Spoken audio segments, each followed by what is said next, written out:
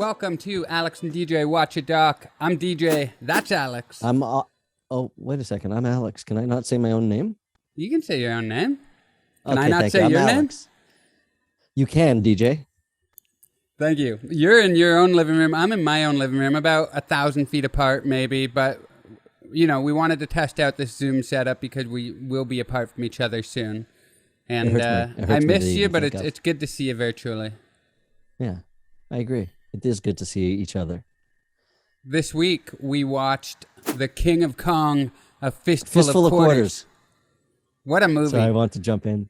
It was good. It was, I tell you, you wouldn't think it would be much, but it's much, isn't it? It really shows you that, like, when people care about something in their own little world, that's what gives it importance. And Exactly. these people, this was important to them. The whole point is these people were trying to see who is the best Donkey Kong player in the world. It's a Donkey Kong player. Tears were shed, though. Oh, yeah, by this guy. Me. Oh, did you? No, I didn't cry, but I did feel emotions. You know, you really got to feel for Weeby. What was his first name? Scott? Scott Weeby? Steve Weeby. Steve Weeby. No disrespect to Steve Weeby. So the basic gist of it is Mitchell. Why am I forgetting first names? What's his name? Danny Mitchell? Billy. Scotty Billy Mitchell. Billy fucking Mitchell, man.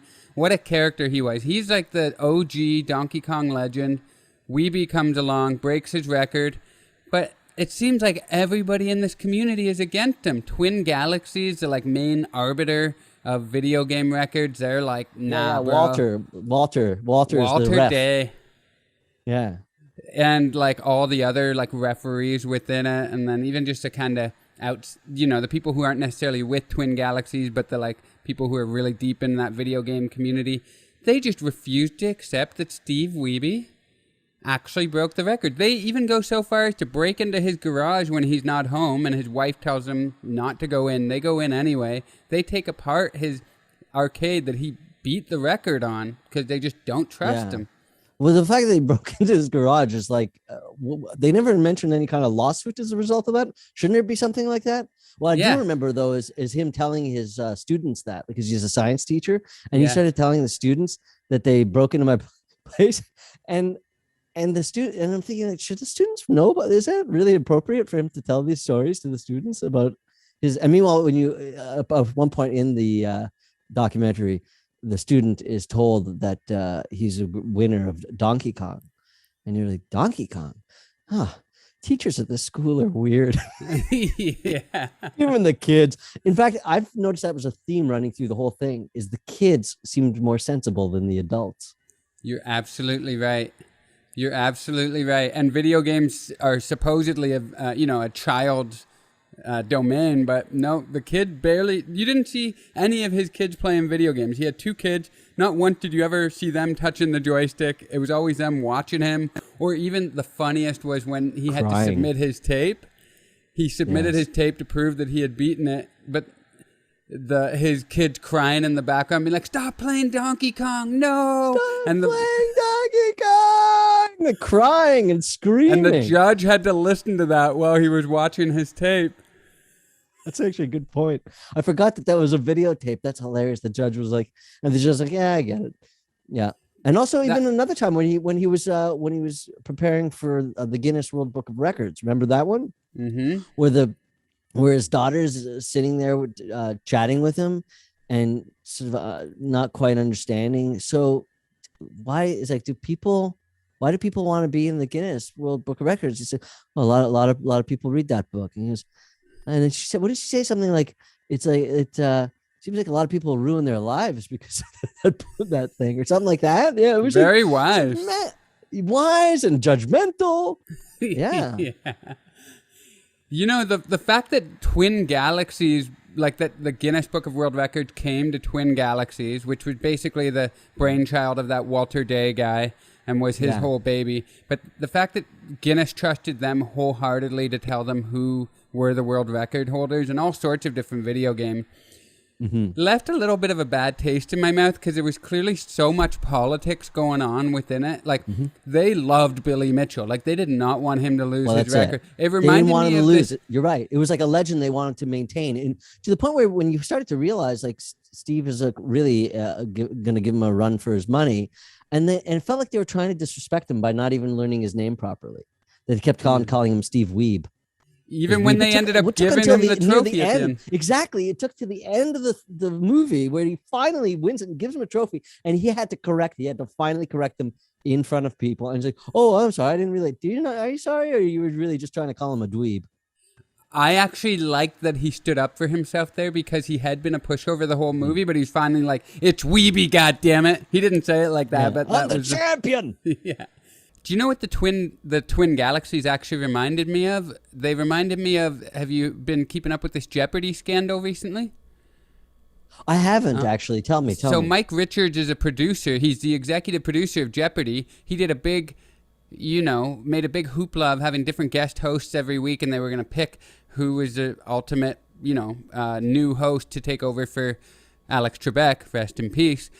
But he ended up picking himself as the new host, even though he was the guy in charge of the decision and the one telling the guest host what decisions they should make. So there was so much room for him to, make them look bad and make himself look good. He ended up stepping down because the controversy around it, and because a website called The Ringer brought up some less than, he had said some bad things on podcasts in the past and all this sort of thing. But that's what... Right, I heard about that, yeah. Twin Galaxies reminded me of that, and that they were like the ultimate arbiters of it, of like who the Donkey Kong record is, but they clearly were favoring good old Billy Mitchell. And Weeby just got the short end of the stick at every step of the way.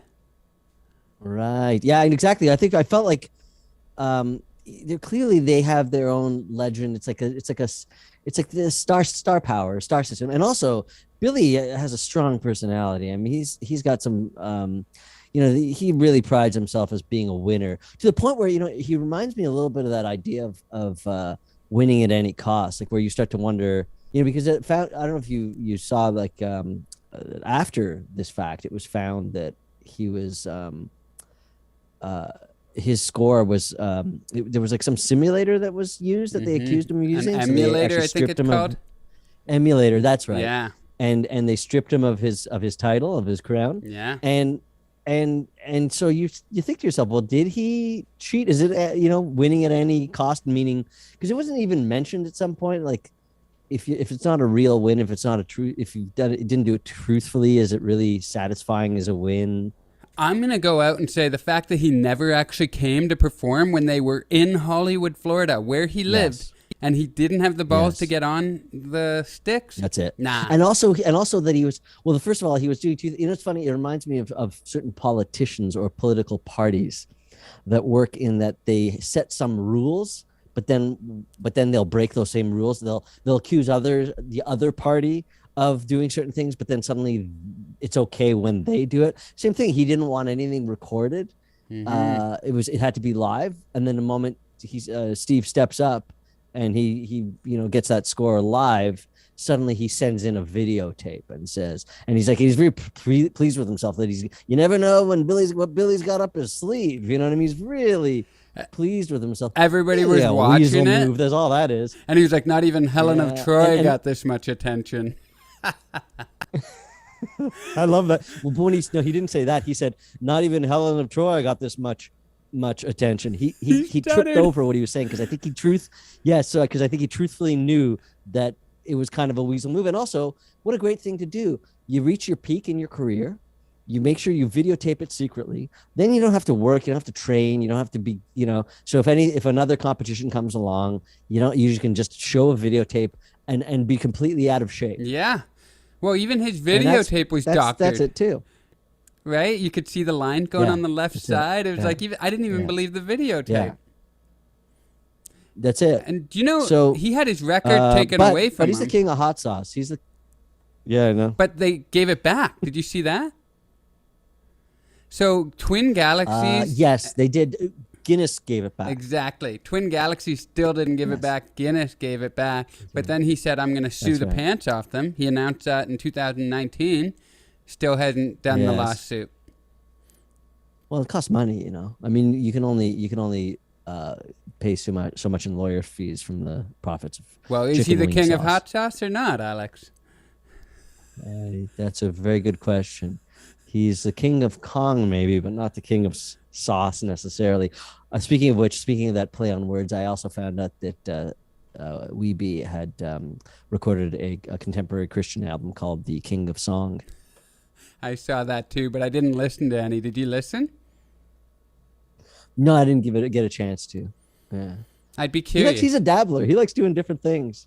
Apparently, he's a really talented musician from one of the articles I read. Well, I will say that I was impressed. I think, you know, they was it his sister's wife? I think his wife said that he was he was a really great artist, like a drawer. He was an amazing drawer. But you see, you're like, yeah, it looks like something you do in high school if you're pretty good at drawing. But then he played the drums, and that was impressive. Yeah, because drums are kind of thing that are precise, and he's you know, they even said he's OCD, possibly autistic. You know, so he has the ability to really commit to something, and drums, if you commit to it, I think you can get pretty good. And he was on like the little kid set too, rocking out. But that was another funny thing is like he was on his kid set. Like you never saw his kids playing the video games. I think you saw his kid playing the drums near the end though. Right. Yeah. Yes. Yeah, I think so. I can't remember. But he was a real sad sack the way they portrayed him, like his wife just being like, he needs this so bad. And then his friend being like, he's never been able to accomplish the things he should have. Like everybody painted him as... And I've seen him, I love that. I've seen him cry, you know, more times than... And it's like, oh man, like your friends are talking about how much you cry. And it's just like, God, you really want him to have this. Clearly he needs it. But here's the funny thing is I was thinking about this, you know, about needing it in that way, like you're talking about. And then when you finally get it, it's that feeling of finally proving something to yourself and to the world that you can achieve something at a high level, even if it is in just one arena. But then it doesn't end there, right? Like you can almost think to yourself, oh, finally the kids get to see dad again now that he's won this thing. But it doesn't end there because you have to try to hold that title. Like, I mean, since then there have been other people who've broken records. Yeah. And so you got to keep working at it, and you got to keep working, try to break their records. I mean, where does it end? I know. Well, he announced a comeback. He came back in 2020 in the middle of the pandemic. He's playing Donkey Kong again. I mean, I don't know. I just feel like, isn't there anything else that you can? I mean, you got kids, man. You teach. Like, how do you have time? Because you know to be that good at something, it's not an hour. It's not 2 hours. Like, that is 8 hours a night or something ridiculous like that. To win. To be the best in the world. It is obsessive. I mean, you have to be obsessed. Yeah. Yeah. And, you know, I'm not here to be critical of anybody or their life choices. But that gathering of arcade players in Fun Spot where they all came together. Fun Spot, yeah. I mean, that looked like a gathering of arcade players if I've ever seen one. Hey, listen, they're a fun bunch. I will say this. You know, people might make fun, but pretty much every fashion choice that you saw there is now in peak fashion right now. You know, aviator, gold frames, a guy with a mustache. You know, even like some of those retro looking shirts. I mean, they're just ahead of their time. That's all. Yeah. You know. Yeah, we'll give them that. Yeah. You could smell the arcade through the TV. Trust me. I loved it is kind of fun to watch somebody so obsessed with, you know, these kinds of things. I mean, I do find it like, you know, when Billy Mitchell had his assistant who was watching as Steve was breaking the record. Brian Koo, I think. Everybody's watching. Oh yeah, that's right. Yeah, he was 30 and he retired at 30. Yeah. To move to New Hampshire and live close to the Fun Spot.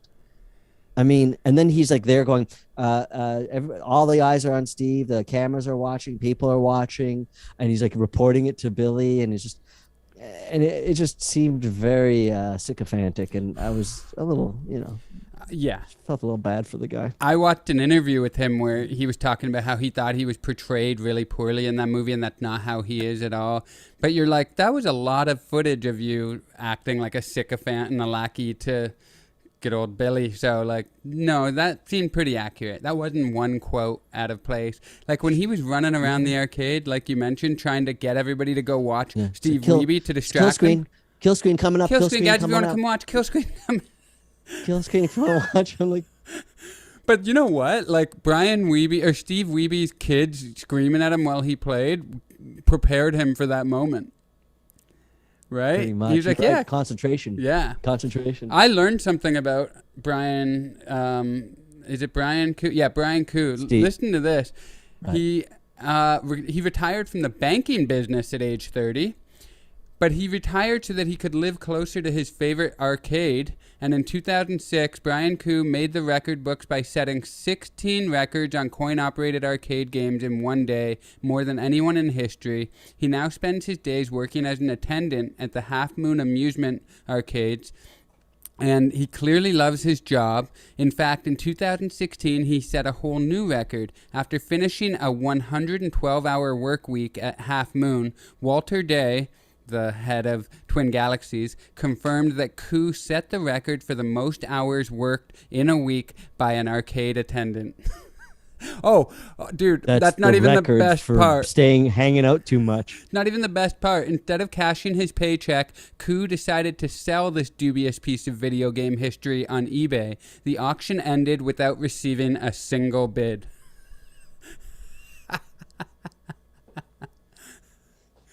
Yeah, I think he was portrayed pretty accurately.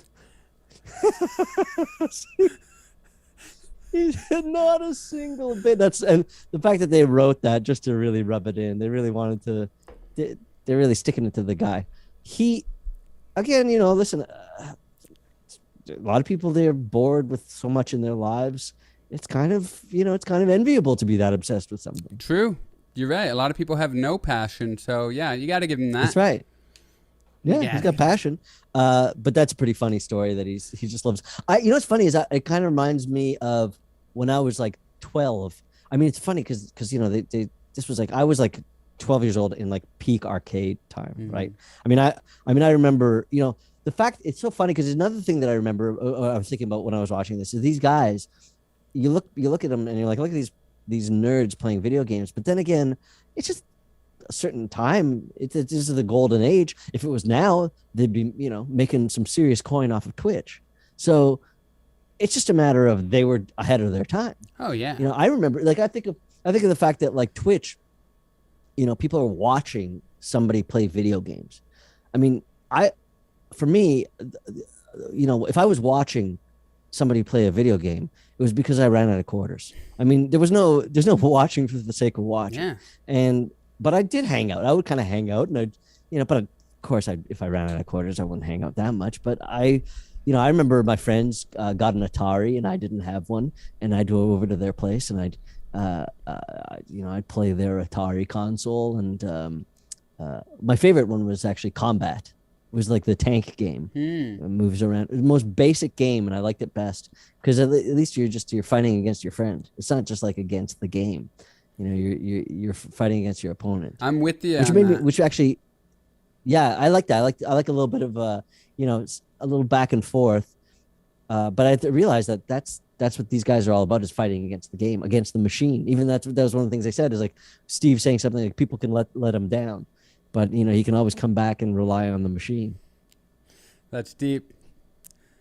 Yeah, right. I've never had that personality. I didn't beat Mario. I didn't beat Donkey Kong. I just couldn't, like Final Fantasy, Zelda, all these games. I just get bored. Like, I like playing against people.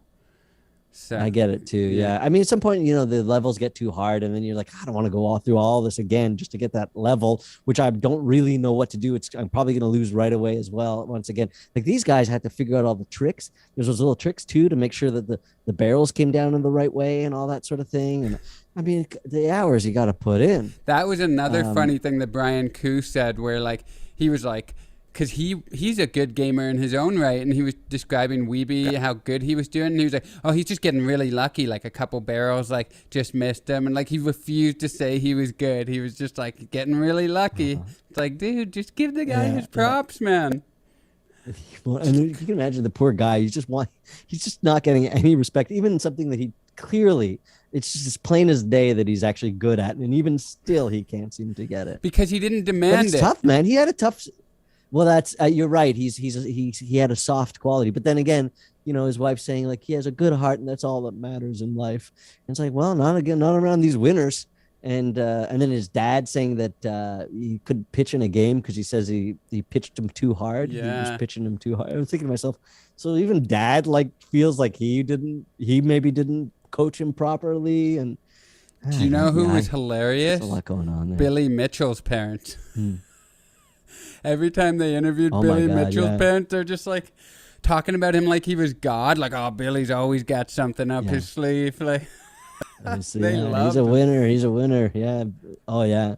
There was a couple moments though that I liked when what was it the guy when he said like talking about like knowing all the tricks and stuff like that. There was that guy that I can't remember his name, but he was the one that was wearing those aviator glasses I mentioned, and I think it was like an Atari joystick that said respect. Yeah. Yeah, I love that. This was the one that I loved. If you do not know he said it with such a gravitas. That's what really sold it. If you do not know the next pattern coming up in a Tron event life cycle, was it a Tron life cycle event?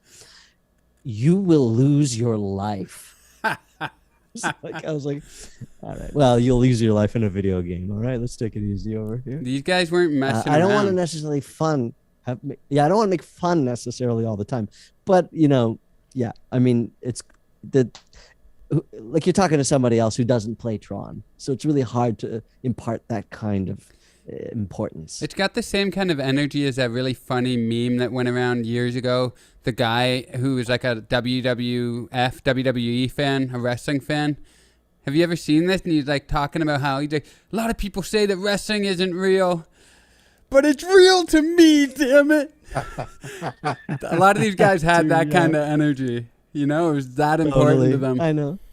It was. And again, like, it's, if it gives your life purpose, I just, and if the other things that give other people life purpose, you don't have access to those things, then you got to put it where you can find it. Yeah.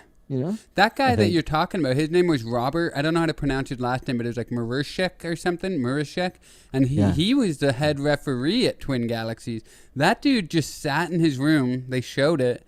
He had stacks of VHSs that were mailed to him, and he just watched hours upon hours of video game. And not even they need guys like him. Yeah. Yeah. Do you know, I wonder, I don't want to paint with too broad of a brush here, but the fact that Weeby mentioned he might be on the spectrum, I wonder if a lot of these people might have, because I feel like, autism or somewhere on that spectrum would lend itself to making you good at these sorts of activities. So I almost wonder if there's a higher predominance of that trait in a lot of these guys. I was going to say guys and girls, but there weren't a lot of girls around. Well, that was another great quote. Is something like, well, yeah, you kind of want pretty girls saying, oh, I hear you're good at Centipede or something like that. What pretty girls are hanging on arcade saying? It was even better than that. That guy said, you might notice there's not a lot of DDGs in here. That stands for drop dead gorgeous girls. In case you didn't know, that was the worst. I wanted to be like, don't you ever say DDGs again. Don't. I know it's so Dungeons and Dragons sounding. It's like that. People, that reminds me. It reminds me of? It reminds me of like that, the pickup community. They love acronyms. PUA. PUA. They're PUAs over there. Yeah. Mystery. Yeah. Shout out to Mystery. That was the game. Or Style. Ooh, can't forget Style. Yeah. Oh, is that a name? Because Mystery was the name of a pickup artist. Were you just? Yeah, Style was the name of the guy who wrote that book. Neil Strauss was Style? Yeah. Oh shit. Okay, I didn't know that. You know more about the pickup community than I do. Color me What can surprised. I tell you? You know, you clearly haven't come to the conferences. I'll be at the next one. I just talked to you directly. I learned so much. I don't need any conferences. I meet all the DDG girls just by learning from you. No, listen, just be in my orbit. You'll do okay. Two married men. Anyway, I love these things. They really did feel like Champions Without Stadiums was sort of like again, it sort of felt like they're like they'd be so you know how it feels like you kind of sometimes jealous of a generation that takes advantage of something that you didn't have access to. I feel like all those guys would be so jealous of like Twitch stars. Yeah, not even just Twitch, but like esports. There's actual leagues, and you know, like that's right. Millions upon like, millions of dollars in endorsements. And you know how, and you see how they're also like really playing up. There was that whole list of things that the guy said about how the level of comprehensive thinking and hand-eye coordination and reaction time and all this list of things that the classic games require that you may not require out of the newer games. See, it's a bit of that going on too, right? Yeah. It's a little easier these days. I wonder if there's a way for them to like capitalize retroactively. No, the thing is these new games are so involved and advanced that the new players probably don't care about Donkey Kong. Why would they? Yeah. I mean, why would you? Have you tried to play an old game recently? Not recently, no. It's funny. I don't really think I have a compulsion to. Like, I think things of my youth. I don't really. I'm not one of those people. It's like, oh, I got to keep skateboarding. I got to keep. Not that I skateboarded back then, but I'm like, yeah, you know what? I had fun back then. I don't really need to hold on to it now. That's healthy. I think it is. Yeah. It's my development has not been arrested. Yeah. I mean, there's a place for nostalgia, and I know that you're watching The Sopranos right now, and I'm a big fan of The Sopranos, and I always remember something that Tony said in an episode. I forget exactly how he worded it, but like he was hanging out with a bunch of other, I think it was mob bosses, maybe some underlings, but they were like talking about things that had happened in the past, and he just said like, all this walking down memory lane makes me sick. And I feel that sometimes when you run into old friends and then you only like talk about the old stuff, you're like, let's build some new memories, guys. I get it. I feel the exact same way. I mean, like, I don't need to relive my past because frankly, there's a lot of it I didn't like. And the future holds promise that may be even greater than the past. So why focus on that when, you know, that's time better spent planning for a better future. I would almost shed a tear at that. That was beautiful. Thank you very much. Almost, but you didn't. I can't force it out. Yeah. I was there was another. I'm just trying. I want to make sure I get. There's another little quote. And by the way, when they had that Life magazine photo shoot, just love that when they did that back in like the 80s. And you see all these guys, and they really were all nerds. Except Billy did look. He had that David Cassidy hair with a mustache. He looked a little cooler than everybody else, and he looked like he was acting a little cooler than everybody else. Of course, now, you know, he's wearing his US of A tie. Is he that cool? he's got the, USA. Even the way he said that, like, was so obvious, like that it should have been obvious. He's like, "What do you think my gamer initials were?" And the guy was like, the documentarian was like, "I don't know. I forget what he guessed." But Billy Mitchell was like taken aback. He was aghast that he couldn't guess. He was like, USA. He's like, I do this for the USA to make sure we're always at the top. It was like, oh, okay. He does it for he doesn't do it for his own glory. No. He does it just for the United States. You know, the thing about it is you brought up a good point about how he might have been cooler when he was younger, because hearing all the other people talk about just how cool and charismatic he is and how he has to be the face of arcade games because he's so cool. You're like, are they under some spell? Because I'm looking at this guy and I'm not seeing that much coolness. Yeah, but it's sort of like, you know, sometimes like you'll see like a comedian, sometimes they're good looking. It's like, well, they're good looking for comedy. That's true. Yeah. And he had a good looking wife. That goes, you know, well, she had a certain style to her that would, I think, make other arcade people salivate, maybe, you know? Yeah, she had a voluptuous quality. Mm-hmm. Yeah. And I guess he was successful. Although even then, he had that classic American quality too, where I was like, does he really just package 100, bottles of hot sauce and sell them throughout the year, or is he actually rolling in hot sauce money? I can't, because he pulls up in like a white Caravan beside them. I'm like, that's not a rich man's car. No, that's a dad's car, isn't it? Yeah.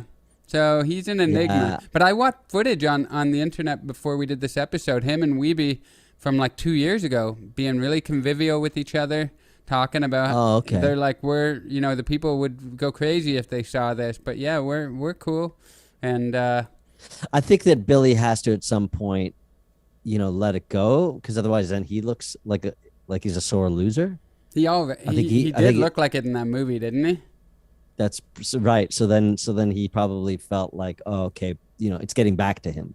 And he's like, hey, you wouldn't even talk to the guy. You're being rude to the guy. It's like, okay, I got to talk to the guy. It's like one of those things. I think it was people saw it, commented on it, and then he realized that he had to make that choice. But I want to actually take a quick moment. It's so funny. This is so much about like these guys are like warriors, like the Red Baron. I mean, it's funny. It's like if you're not going to war yourself, then this is, you play on whatever field you play on, and that it becomes your war. Yeah. I mean, I get that. And even though the fact that, they're talking about how amazing, you have to be so keen of senses and reaction time. You just don't have to have like strength and full body stamina, but there's that. But when they talk about all that, like all these, like these are warriors, but they're playing within a universe that has been created for them. Let's talk about the god of their universe, right? The programmer. Nobody ever mentions the programmer of Donkey Kong, really. That's the true king of Kong. Yeah. Yeah. Even the fact that it came to that end and there's just a kill screen, that there's no real ending, I was like, that's very interesting. That's weird. Yeah. That's strange, isn't it? Yeah, they don't let you win. You just die randomly. What god is this? What god is this? You see there, they built in the randomness of the universe in there. All right, okay, I'll accept that. What's the name of the guy? I actually got his. I looked him up, and I can't remember. Is he Japanese? He's a Japanese guy. Of course. Yeah. I can't for the life of me find him for some reason though, but here he is. He's his name is Shigeru Miyamoto. Of course.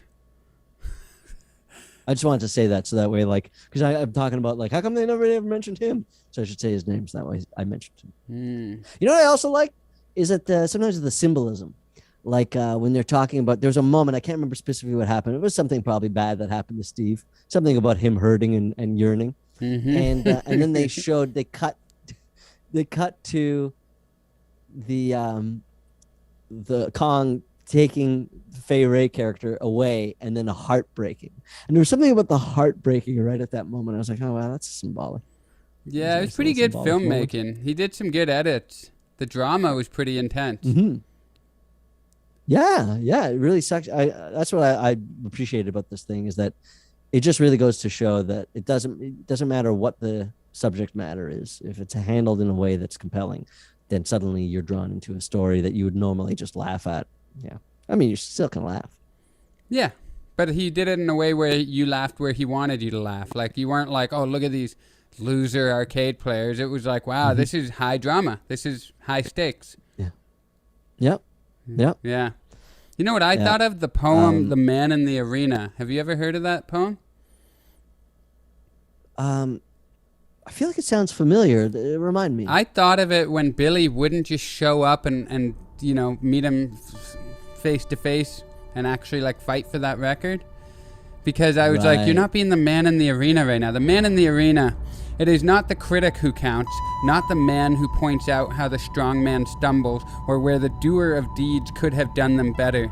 The credit belongs to the man who is actually in the arena, whose face is marred by dust and sweat and blood, who strives valiantly, who errs, who comes short again and again, because there is no effort without error and shortcoming, but who does actually strive to do the deeds, who knows great enthusiasms, the great devotions, who spends himself in a worthy cause, who at the best knows in the end the triumph of high achievement, and who at the worst, if he fails, at least fails while daring greatly, so that his place shall never be with those cold and timid souls who neither know victory nor defeat.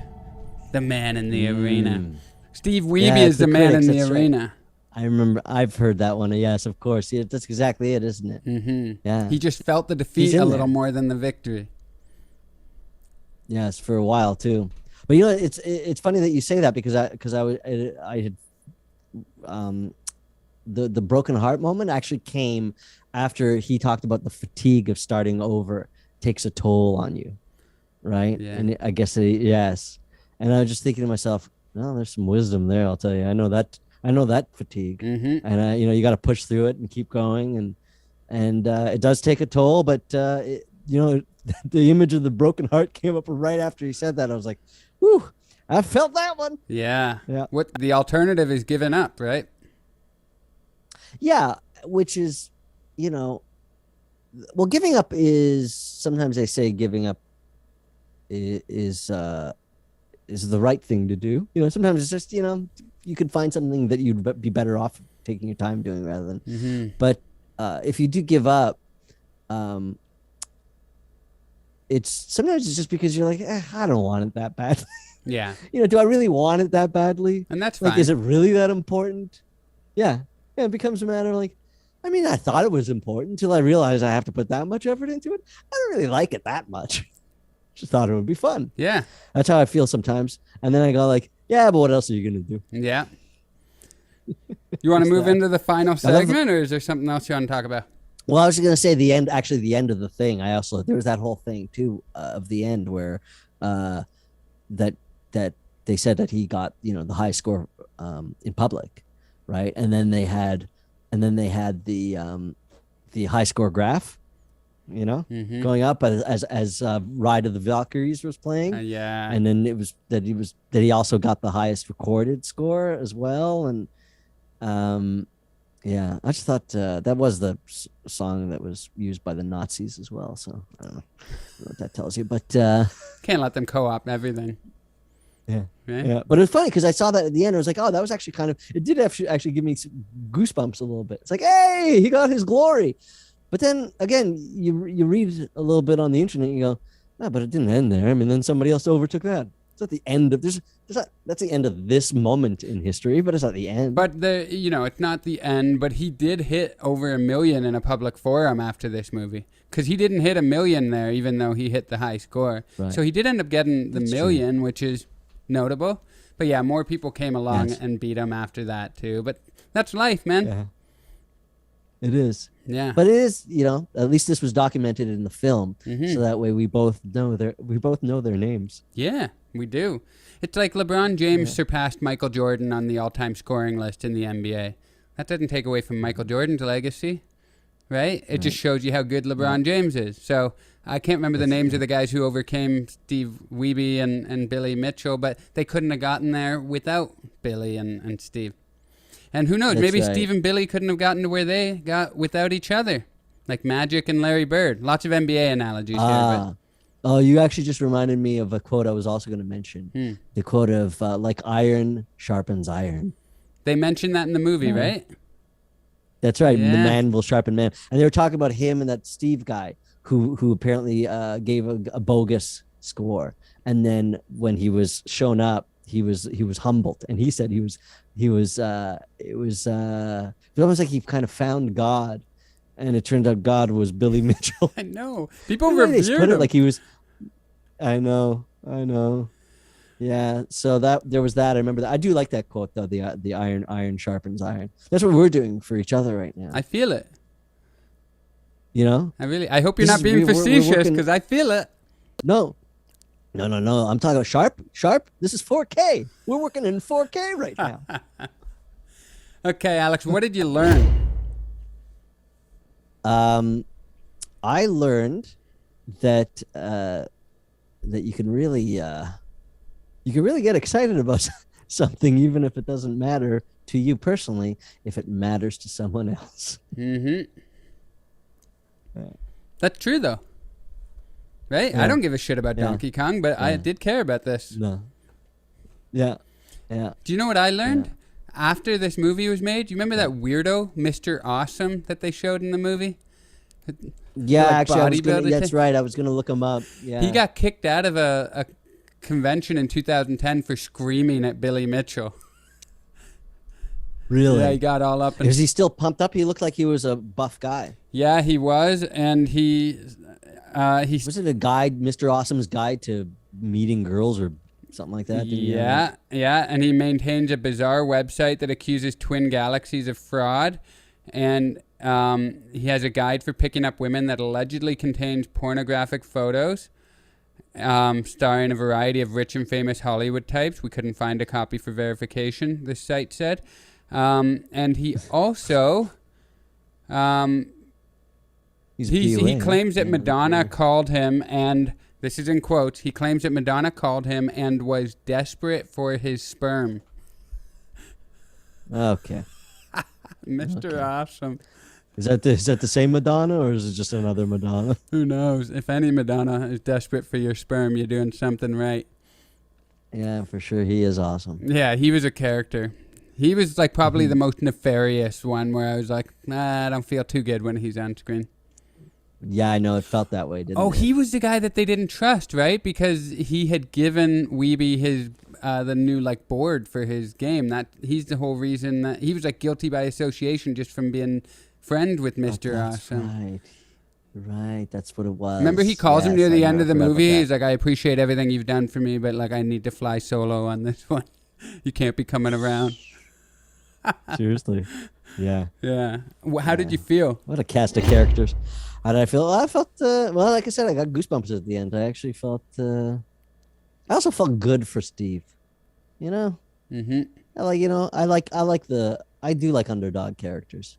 I always do. Me too. So yeah, I felt for him. How'd you feel? I felt hopeful for his wife that it would all be over at the end of the movie.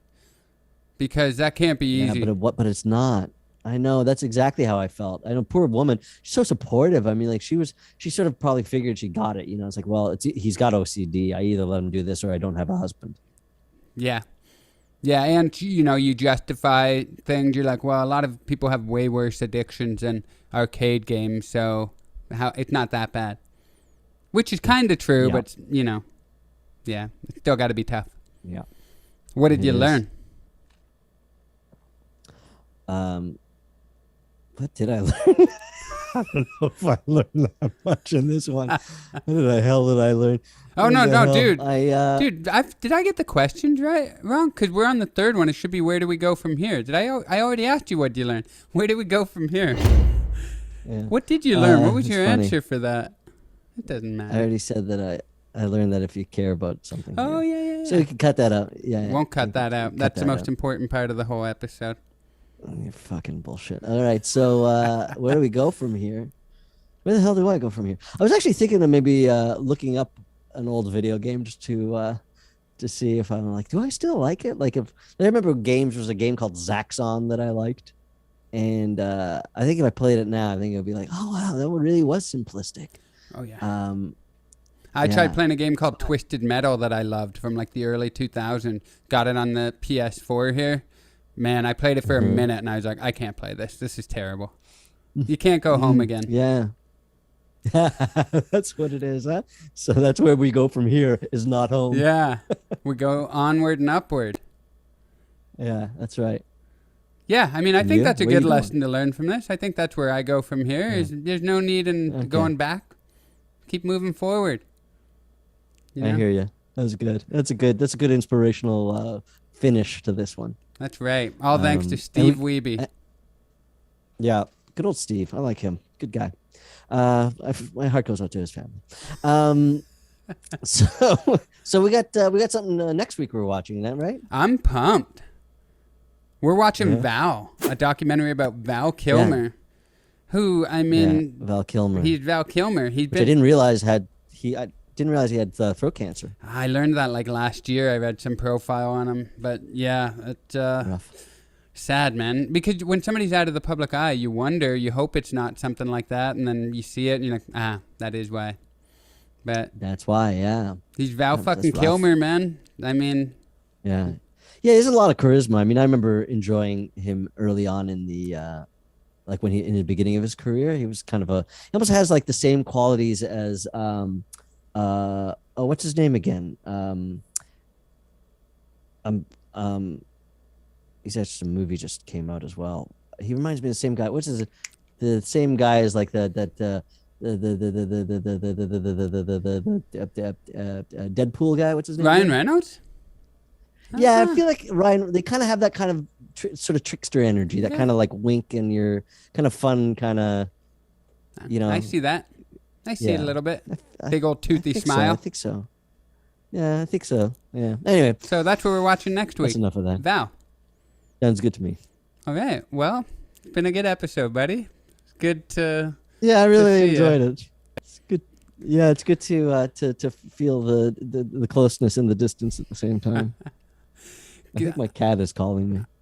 Okay, well, you better go attend to your cat. I just want to say it's an honor being the Steve Wiebe to your Billy Mitchell. Oh wow, you put me in Billy's. I don't know if that's a compliment or an insult, but I'll take Hey, it. you're I'm a winner. you're All right? Mr. USA. Yeah, I got charisma. You do. I'm gonna grow a mustache. You're Obi-Wan Kenobi. Well, Yeah. I'm All right. DJ. I'm Alex. Peace.